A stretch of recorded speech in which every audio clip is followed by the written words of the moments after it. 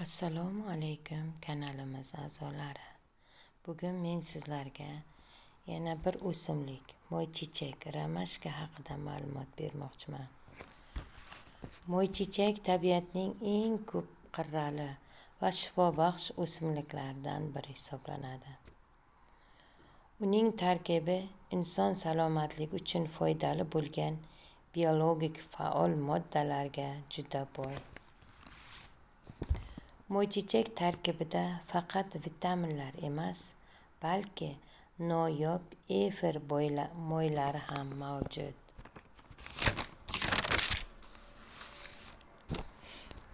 Moychechakda C, A, R vitaminlari bo'lib, R vitamini asosan nikotin kislotasi, C vitaminida esa immunitet uchun, A vitamini esa ko'z va terilar uchun foydalidir.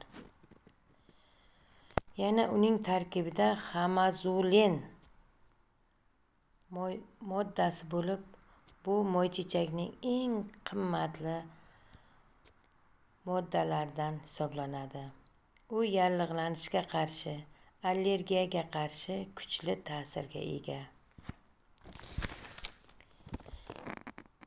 Yana bir moddalardan biri matritsin.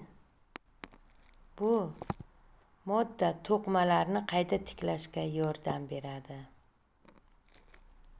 Yana moychechakda apiginin moddasi bo'lib, u tinchlantiruvchi xususiyatga egadir. Moychechak damlamasi asosan uyqusizlik, asabiylik va stressga qarshi juda foydalidir.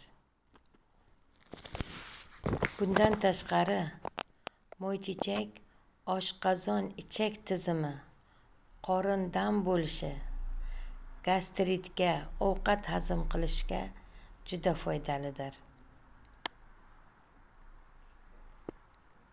Teridagi mayda jarohatlar, toshmalar va yallig'lanishlarni davolashda uning damlamasi bilan artish samarali usullardan biri hisoblanadi.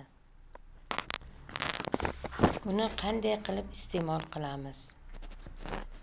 Bir osh qoshiq quritilgan moychechakni olamiz.